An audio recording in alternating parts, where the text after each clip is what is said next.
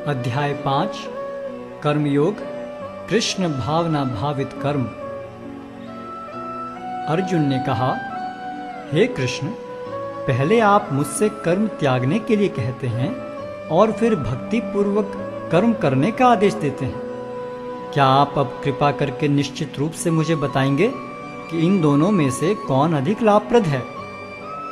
श्री भगवान ने उत्तर दिया, मुक्ति के लिए तो कर्म का परित्याग तथा भक्ति में कर्म दोनों ही उत्तम हैं, किंतु इन दोनों में से कर्म के परित्याग से भक्ति युक्त कर्म श्रेष्ठ है। जो पुरुष न तो कर्म फलों से घृणा करता है और न कर्म फल की इच्छा करता है, वह नित्य सन्यासी जाना जाता है। हे महाबाहु अर्जुन, ऐसा मनुष्य समस्त द्वंद्वों से रहित होकर बहुबंधन को पार कर पूर्णतया मुक्त हो जाता है। अज्ञानी ही भक्ति को भौतिक जगत के विश्लेषणात्मक अध्ययन से भिन्न कहते हैं। जो वस्तुतः ज्ञानी हैं वे कहते हैं कि जो इनमें से किसी एक मार्ग का भली भांति अनुसरण करता है वह दोनों के फल प्राप्त कर लेता है। जो यह जानता है कि विश्लेषणात्मक अध्ययन द्वारा प्राप्य स्थान भक्ति द्वारा भी प्राप्त किया जा सकता है, और इस तरह जो सांख्य योग तथा भक्ति योग को एक समान देखता है वही वस्तुओं को यथारूप में देखता है। भक्ति में लगे बिना केवल समस्त कर्मों का परित्याग करने से कोई सुखी नहीं बन सकता, परंतु भक्ति में लगा हुआ विचारवान व्यक्ति शीघ्र ही परमेश्वर को प्राप्त कर लेता है।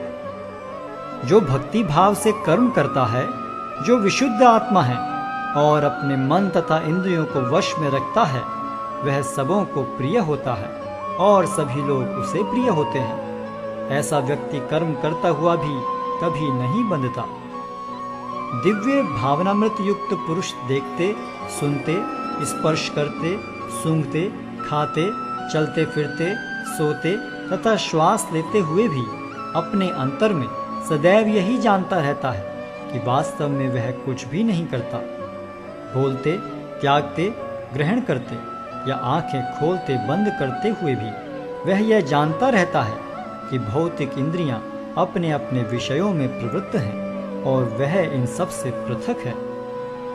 जो व्यक्ति कर्म फलों को परमेश्वर को समर्पित करके आसक्ति रहित होकर अपना कर्म करता है, वह पाप कर्मों से उसी प्रकार अप्रभावित रहता है जिस प्रकार कमल पत्र जल से अस्पृश रहता है।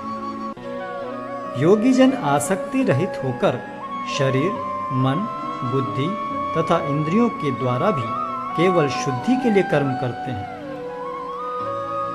निश्चल भक्त शुद्ध शांति प्राप्त करता है, क्योंकि वह समस्त कर्मफल मुझे अर्पित कर देता है।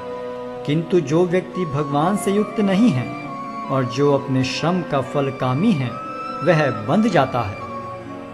जब देहधारी जीवात्मा अपनी प्रकृति को वश में कर लेता है और मन से समस्त कर्मों का परित्याग कर देता है, तब वह 9 द्वारों वाले नगर में बिना कुछ किए कराए सुखपूर्वक रहता है। शरीर रूपी नगर का स्वामी देहधारी जीवात्मा न तो कर्म का सृजन करता है, न लोगों को कर्म करने के लिए प्रेरित करता है, न ही कर्म फल की रचना करता है।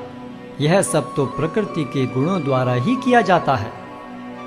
परमेश्वर न तो किसी के पापों को ग्रहण करता है न पुण्यों को, किंतु सारे देहधारी जीव उस अज्ञान के कारण मोहग्रस्त रहते हैं जो उनके वास्तविक ज्ञान को आच्छादित किए रहता है।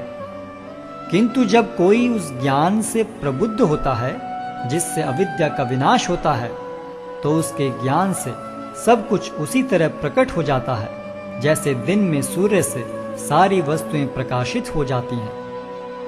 जब मनुष्य की बुद्धि, मन, श्रद्धा तथा शरण सब कुछ भगवान में स्थिर हो जाते हैं, तभी वह पूर्ण ज्ञान द्वारा समस्त कलमश से शुद्ध होता है और मुक्ति के पथ पर अग्रसर होता है। विनम्र साधु पुरुष अपने वास्तविक ज्ञान के कारण एक विद्वान तथा विनीत ब्राह्मण, गाय, हाथी, कुत्ता तथा चांडाल को समान दृष्टि से देखते हैं। जिनके मन एकत्व तथा समता में स्थिर हैं, उन्होंने जन्म तथा मृत्यु के बंधनों को पहले ही जीत लिया है। वे ब्रह्म के समान निर्दोष हैं और सदा ब्रह्म में ही स्थित रहते हैं। जो न तो प्रिय वस्तु को पाकर हर्षित होता है और न अप्रिय को पाकर विचलित होता है, जो स्थिर बुद्धि है, जो मोह रहित है और भगवत विद्या को जानने वाला है, वह पहले से ही ब्रह्म में स्थित रहता है। ऐसा मुक्त पुरुष भौतिक इंद्रिय सुख की ओर आकृष्ट नहीं होता, अपितु सदैव समाधि में रहकर अपने अंतर में आनंद का अनुभव करता है। इस प्रकार स्वरूप सिद्ध व्यक्ति पर ब्रह्म में एकाग्र चित्त होने के कारण असीम सुख भोगता है। बुद्धिमान मनुष्य दुख के कारणों में भाग नहीं लेता, जो कि भौतिक इंद्रियों के संसर्ग से उत्पन्न होते हैं। हे कुंती पुत्र, ऐसे भोगों का आदि तथा अंत होता है, अतः चतुर व्यक्ति उनमें आनंद नहीं लेता। यदि इस शरीर को त्यागने के पूर्व कोई मनुष्य इंद्रियों के वेगों को सहन करने तथा इच्छा एवं क्रोध के वेग को रोकने में समर्थ होता है, तो वह इस संसार में सुखी रह सकता है।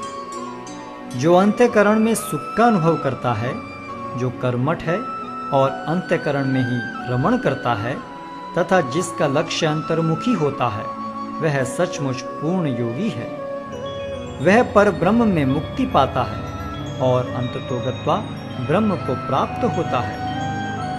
जो लोग संशय से उत्पन्न होने वाले द्वैत से परे हैं, जिनके मन आत्म साक्षात्कार में रत हैं, जो समस्त जीवों के कल्याण कार्य करने में सदैव व्यस्त रहते हैं और जो समस्त पापों से रहित हैं, वे ब्रह्म निर्वाण को प्राप्त होते हैं। जो क्रोध तथा समस्त भौतिक इच्छाओं से रहित हैं, जो स्वरूप सिद्ध आत्म संयमी हैं और संसिद्धि के लिए निरंतर प्रयास करते हैं, उनकी मुक्ति निकट भविष्य में सुनिश्चित है।